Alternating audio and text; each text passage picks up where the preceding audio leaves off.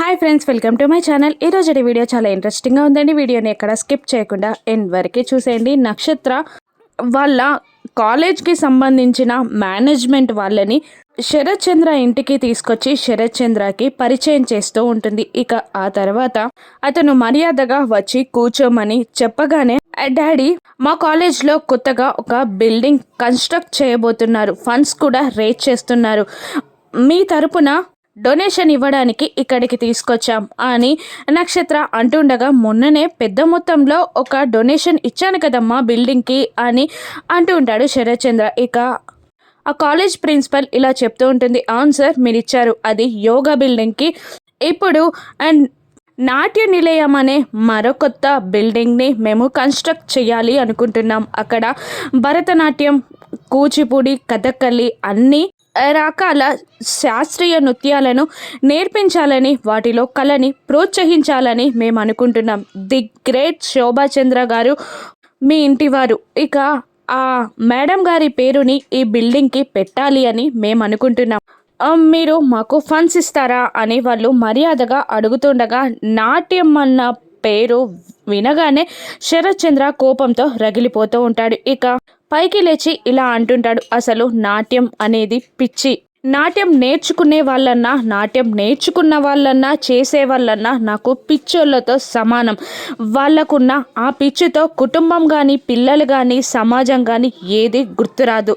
ఇక ప్రాణానికి తెగించి మరి ఆ నాట్యం చేయడానికి వెళ్ళిపోతారే తప్ప తను అనుకున్న వాళ్ళ గురించి ఏమాత్రం ఆలోచించరు. కాబట్టి నేను ఈ ఫండ్ ఇవ్వలేను.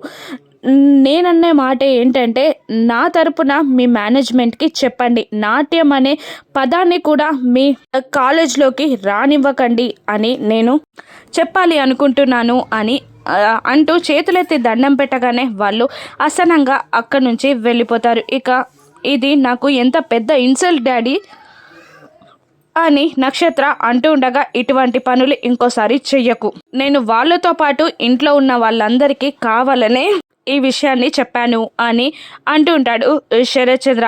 మరి భూమి కూడా నాట్యంలో ఎక్స్పర్టే కదా, దానికి కూడా నాట్యం వచ్చు కదా, మరి దాన్ని ఎందుకు వదిలేసావు అని అంటుండగా, నేను భూమిని చేరదీసింది నాట్యం చూసి కాదు, తన మంచి మనసు చూసి. నాట్యం పైన విసుగు, దూరం అనేది తనకి అతీత కాదు. ఈ ఇంట్లో ఆ పదం వినబడకూడదు, తను కూడా ఆ పద్ధతిని పాటిస్తుంది అని అంటూ శరత్ చంద్ర కోపంగా అక్కడి నుండి వెళ్ళిపోతాడు. ఇక భూమి, కృష్ణప్రసాద్ ఒక రూమ్లో మాట్లాడుకుంటూ ఉంటారు. అసలు ఈ ఆస్తి మొత్తం శోభాచంద్రదే, సగంకి పైగా ఈ ఆస్తిలో భాగం శోభాచంద్ర నాట్య ప్రదర్శనల ద్వారా వచ్చిందే.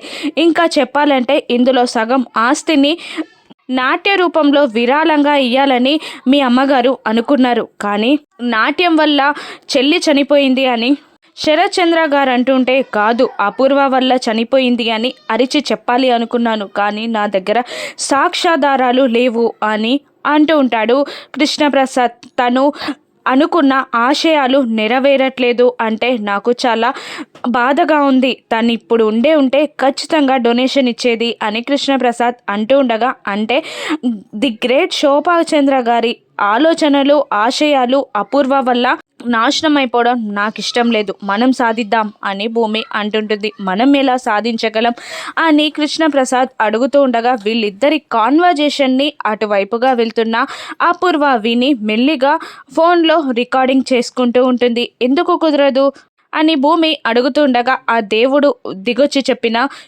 శరత్ చంద్ర గారు వినరు అని కృష్ణప్రసాద్ అంటూ ఉండగా, దేవుడు దిగొచ్చి చెప్పినా వినరు, కానీ శోభాచంద్ర దిగొచ్చి చెప్తే వింటారు కదా, ఆ రోజు నేను తన కూతుర్నని శోభాచంద్ర చెప్తే నమ్మారు కదా అని అంటుండగా, అంటే శోభాచంద్ర ఎప్పుడు పడితే అప్పుడు వస్తుందా, నువ్వు ఎలా చెప్తే అలా వింటుందా, నువ్వు చెప్పమన్నదల్లా చెప్తుందా అని కృష్ణప్రసాద్ ఆశ్చర్యంగా భూమిని అడుగుతుండగా, అవును చేస్తుంది, ఎందుకంటే అదంతా నాటకం, శోభాచంద్ర గారు నా మీద పూనినట్టు నేను నాటకం ఆడి అదంతా చేశాను అని అంటుండగా, అమ్మ నిజంగానా, నువ్వు ఆ రోజు నాటకం ఆడావంటే నేను నమ్మలేకపోతున్నాను అని కృష్ణప్రసాద్ అంటూ ఉంటాడు. ఇప్పుడు అదే నాటకాన్ని అడ్డం పెట్టుకొని శోభాచంద్ర ద్వారా ది గ్రేట్ శరత్ చంద్ర గారే నాట్య మండలికి విరాళం ఇచ్చేలా మనం చేద్దాం అని అంటూ ఉంటుంది భూమి. దూరం నుండి అపూర్వ ఈ మాటలన్నీ విని వీడియో రికార్డింగ్ చేసుకొని ఈ రోజుతో మీ ఆట కట్టు, ఇక ఈ ఆస్తి అంతా నా కూతురైన నక్షత్ర పేరు మీద వెళ్ళేలా, నువ్వు అనాథవై రోడ్డు మీద పడేలా నేను చేస్తాను అని అపూర్వ కన్నింగ్గా ప్లాన్ వేసుకొని అక్కడి నుండి వెళ్ళిపోతుంది. ఇక కృష్ణప్రసాద్ సీరియస్గా ల్యాప్టాప్లో వర్క్ చేసుకుంటూ ఉండగా చెర్రీ వచ్చి తిక్కగా ఏదో మాట్లాడుతూ ఉంటాడు. లాయర్ తెలుసా నీకు, క్రిమినల్ లాయర్ తెలుసా, వాడి దగ్గర అపాయింట్మెంట్ తీసుకోండి అది ఇది అంటుండగా, ఎందుకు వాడితో ఫ్రెండ్షిప్ చేయాలి అనుకుంటున్నావా అని అంటుండగా, లేదు మర్డర్ చేయాలి అనుకుంటున్నా అని చెర్రీ అంటుంటాడు. ఎవరిని అని అంటూ ఉండగా, మీరు బెయిల్ తీసుకున్నాక చెప్తా అని ఏదేదో తిక్కగా మాట్లాడుతూ ఉండగా, అదే తిక్కలో కృష్ణప్రసాద్ కూడా ఆన్సర్ చేస్తూ ఉండడంతో కరెక్ట్గా తిన్నగా మాట్లాడుతూ ఉంటాడు. చెర్రీ ఇప్పుడు చెప్పు, క్లారిటీగా చెప్తే నేను వింటా అని కృష్ణప్రసాద్ అనగానే, ఒక అమ్మాయిని అన్నయ్య ప్రేమిస్తున్నాడు అనగానే నీకు కూడా ఆ విషయం తెలుసా అని అంటుంటాడు కృష్ణప్రసాద్. అంటే మీకు తెలుసా అని చెర్రీ అడుగుతుండగా, లేదు నువ్వు చెప్పు, కంటిన్యూ చేయి, ఆ అమ్మాయి ఎవరు అని కృష్ణప్రసాద్ అడుగుతుండగా, అన్నయ్య ప్రేమించడమే గ్రేట్, ఆ అమ్మాయి ఎవరో ఎందుకు, అన్నయ్య ప్రేమించాడు అంటే తను ఎంత గొప్ప అమ్మాయి అయి ఉంటుంది అని అంటుండగా, అవునా భూమి అని చెప్పలేదేమో, నేను కూడా చెప్పను నాకేంటి అని కృష్ణప్రసాద్ మనసులో అనుకుంటూ ఉంటాడు. ఇక మళ్ళీ చెర్రీ ఆ అమ్మాయి కరెక్ట్గా అన్నయ్యకి ప్రపోజ్ చేయబోతుండగా ఒక విధవ వచ్చి అన్నయ్యని కొట్టి ఆ అమ్మాయిని లాక్కు వెళ్ళిపోయాడట. ఆ అమ్మాయి నిజం చెప్పకుండా ఆపేశాడంట. ఇప్పుడు వాడిని నేను మర్డర్ చేయాలి అనుకుంటున్నాను అని చెర్రీ అంటూ ఉండగా, ఇక అరే ఆపరా, ఆ పెద్ద మనిషిని మీ అన్న కొట్టలేక కాదు, అతను ఏదైనా పెద్ద మనిషి కావచ్చు,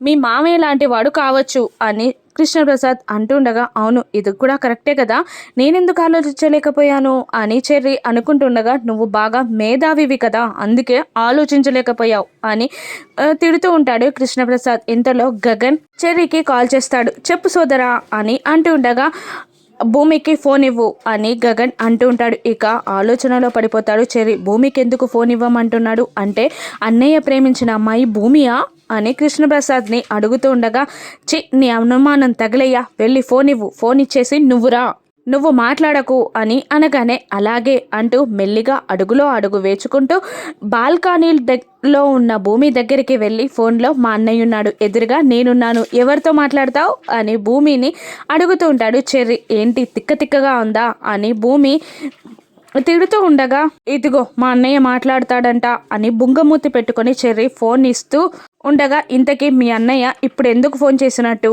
అని భూమి అడుగుతూ ఉంటుంది. ఎందుకు ఫోన్ చేసావన్నయ్య అని చెర్రీ అడుగుతుండగా, నాతో మాట్లాడకపోతే ముఖం పగలగొడతానని చెప్పు అని అనగానే, థ్యాంక్ యూ అన్నయ్య నా మీద ప్రేమకు అని అంటూ, తను నన్ను ఎంతలా ప్రేమిస్తున్నాడో నీకు చెప్తాడంట, అక్షరం నాకు చెప్పు అని అంటూ ఫోన్ భూమికి ఇచ్చి చెర్రీ అక్కడి నుండి వెళ్ళిపోగానే, ఏంటి తల తిక్కగారు ఏంటో చెప్పండి అని భూమి అడుగుతూ ఉంటుంది. ఏం చెప్పాలి, నా మనసులో మాటని చెప్పాను కదా, నువ్వు నాకు ఏ విషయం చెప్పకుండా ఎందుకు ఏడుస్తున్నావు అని గగన్ భూమిని నిలదీస్తూ ఉండగా, ఇక అది అని నసుగుతూ ఉంటుంది భూమి. నువ్వు ఏ కారణం లేకుండా చెప్పు, నీ ప్రాబ్లం ఏంటో చెప్పు, ఎందుకు ఏడుస్తున్నావో చెప్పు అని గగన్ అడుగుతుండగా, ఏం లేదు, ఎటువంటి ప్రాబ్లం లేదు అని అంటూ ఉంటుంది భూమి. నువ్వు ఇదే సమాధానం చెప్తావని నాకు తెలుసు అని పండ్లు కొరుకుతూ ఉంటాడు గగన్. అందుకే నిన్ను డైరెక్ట్గా కలవాలి అనుకుంటున్నాను, నేను రేపు ఆ ఇంటికి వస్తాను అని అంటుండగా, వద్దు మళ్ళీ గొడవలు ఎక్కువ అయిపోతాయి అని భూమి భయపడుతూ ఉండగా, లేదు నేను దొంగలాగా రాను, దొరలాగా వస్తాను అని అంటూ రేపు నక్షత్ర బర్త్డే పార్టీకి వస్తాను అని గగన్ చెప్తుండగా జెలస్గా ఫీల్ అవుతూ ఉంటుంది భూమి. పిలువని పార్టీకి వస్తే అవమాన పాలవుతారు, వద్దు అని అంటూ ఉంటుంది భూమి. నన్ను పిలవలేదని ఎవరు చెప్పారు, నక్షత్ర పిలిచింది అని అంటూ ఉండగా, నక్షత్ర మిమ్మల్ని ఎందుకు పిలిచింది అని పండ్లు కొరుకుతూ భూమి అంటుండగా, నన్ను ప్రేమిస్తుందంట అని గగన్ అనగానే, అదేవత మిమ్మల్ని ప్రేమించడానికి అని భూమి జెలస్గా ఫీల్ అవుతూ ఉండగా, అంతేకాదు రేపు నేను కేక్ కట్ చేసి దానికి తినిపించాలంట అనగానే, నేను ఒప్పుకోను అని భూమి అనేస్తుంది. తను నన్ను ప్రేమించి నేను తనకి తినిపిస్తే నువ్వెందుకు ఒప్పుకోవాలి అని అంటూనే, భూమి జెలస్ని అర్థం చేసుకోకుండా, తను నన్ను పిలిచిందనే వస్తున్నాను, కానీ నేను వచ్చేది మాత్రం నీకోసమే అని అంటూ కాల్ కట్ చేస్తాడు గగన్. ఇక ఆ బర్త్డే పార్టీలో జరగబోయే కథనం ఏంటి, అపూర్వ కుట్ర ఏంటి, భూమి జెలస్గా ఫీల్ అవుతుంది అని గగన్ తెలుసుకుంటాడా? రానున్న ఎపిసోడ్స్లో చూద్దాం. Thank you for watching.